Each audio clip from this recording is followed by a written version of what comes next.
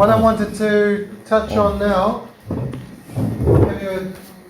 is talk about the benefits and the risks of eradicating invasive vertebrates.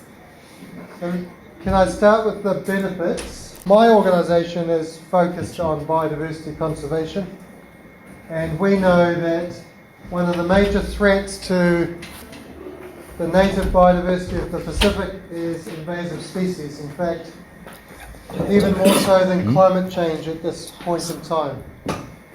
But climate change and rising sea levels will certainly play a part in eliminating native biodiversity from the Pacific. But right now it's invasive species. That's the biggest threat. And by removing invasive species, we give those species, the native species, a chance to adapt and to cope with climate change. As I said before, islands are simply transformed after removing invasive species, and there's lots of stories from around the Pacific of species coming back from the brink of extinction because rats or cats or other invasives were removed. It's quite exciting. In New Zealand, for example, there are islands where species were thought to be extinct and they reappeared because they were found on islands where rats or cats had been removed. In the Galapagos, we discovered new geckos and snails after removing rats. In Polynesia, the latest report on the island of Tanania is that they saw 10 ground doves without even leaving the village. So ground doves are a really critically endangered species in Polynesia. They were only found on 3 or 4 islands. Now there are more islands that are rat free and they're making a comeback. Pretty exciting stuff. You may not be aware of the impacts of rats on forests. You certainly will be aware of the impact of goats and pigs and other things on vegetation, but rats can transform forests. In fact, they have transformed the forests of our islands. They eat the seeds of some of the trees, and they prefer some trees over others. And over hundreds of years, those trees have simply disappeared or are not recruited. This is a tree called Pisonia grandis, sometimes called Vai, I think. It's a tall native tree that the seabirds love to nest in, and rats love eating the seed and the seedlings. And this is what happened after rats were removed from Palmyra Atoll. Palmyra is up in the Line Islands, close to where Matheson comes from.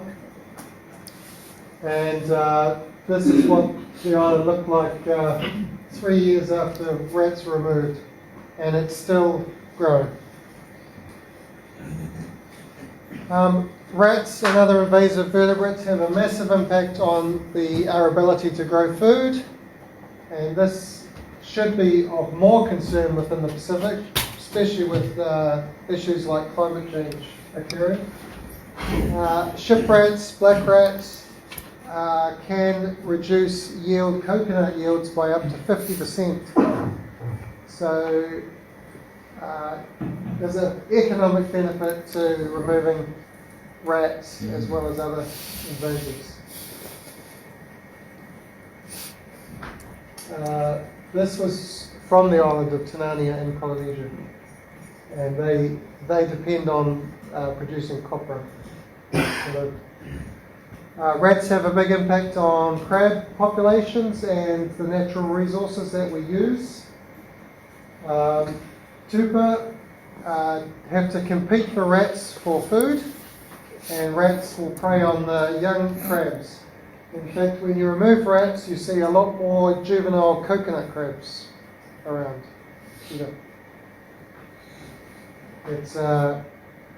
And there are crab species on some of the islands that you will not see until you remove rats, and then they will come back.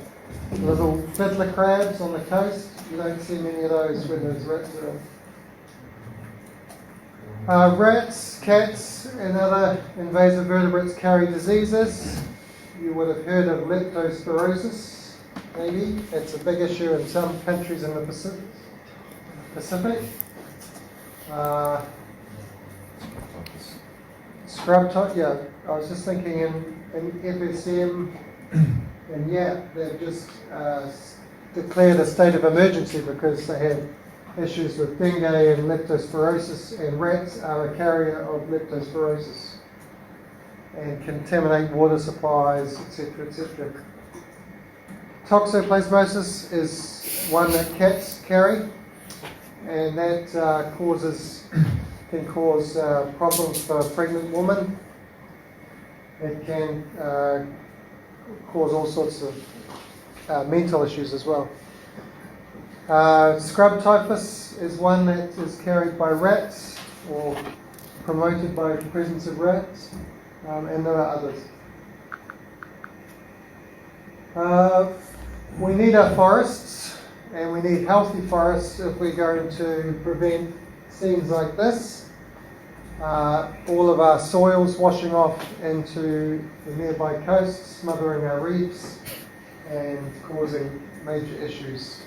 Removing invasive species is one real step that can be taken to reduce erosion. Some of you may be interested to know, or you will already know, that the terrestrial and marine environments are inextricably linked. That what we do on land makes a difference to near shore and reef systems. And this graphic, you don't have to read it too carefully, but it just shows that seabirds that are a vector for nutrients coming from the sea to land, those nutrients are actually really important in nearshore coastal waters and for our reefs.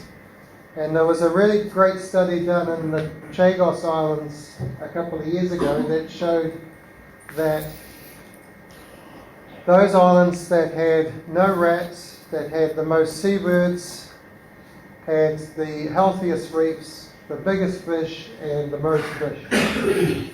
So remove rats, cats, and other invasives from your islands, and you will have more seabirds, and you will have healthier reefs.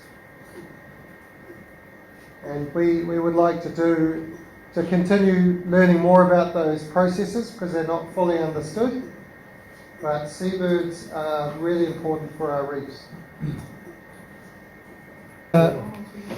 That's a rat taking a turtle nestling from its nest.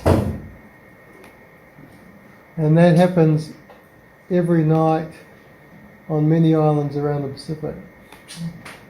So turtle nests are susceptible to invasive species. Pigs are a major issue for turtle nests. And monitor lizards are a problem too. Let's see if I can get this going. Eradicating invasive vertebrates does not come without risks. There are some risks. In general, they're manageable and of little consequence, but we need to be aware of them. So for rats, for instance, we use rodent bait with toxicants. And we can handle the bait. It doesn't carry much risk unless we eat it. But to protect ourselves from any form of exposure, which is what we should do, just to be on the safe side, we wear protective clothing when we handle the bait or apply the bait. So those are just simple things. And if we're working on inhabited islands where there are children, we need to make sure the community is well educated about the risks, that children are not going around eating bait because they can get sick. There is the wonderful thing about the rat bait that we use, there is a antidote, vitamin K. So if you do get sick from eating rat bait, you can be cured. Non-target species are a concern. So the toxicant in rat bait is toxic to all vertebrates, including us. Some birds can eat the bait. Some reptiles can eat the bait, and some birds can eat things that have eaten the bait.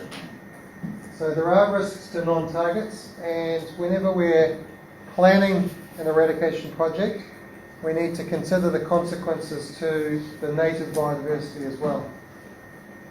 The toxicant in the rat bait is not toxic to invertebrates, so snails, crabs, insects. They can eat the bait, but they will not be addicted. The human food chain is a really important thing to protect. So crabs, we all like eating crabs, but when we do a rodent eradication and we're using rat bait, we have to not eat the crabs from that site for at least 6 months. The crabs eat the bait. It takes them a few weeks to process the toxicant, and they are safe again to eat after just a few weeks, but to be absolutely safe, we say at least 6 months, and there is testing that can be done to prove that the crabs are safe to eat. It is expensive. What else can be of concern, Steve? Those are the three key things.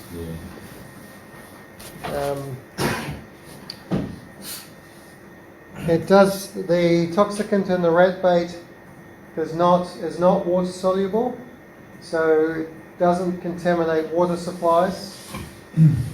It doesn't get taken up by plants, so there's no risk to us from eating plants growing in a place where rat bait has been used. But we do need to be careful about eating something that has eaten the bait.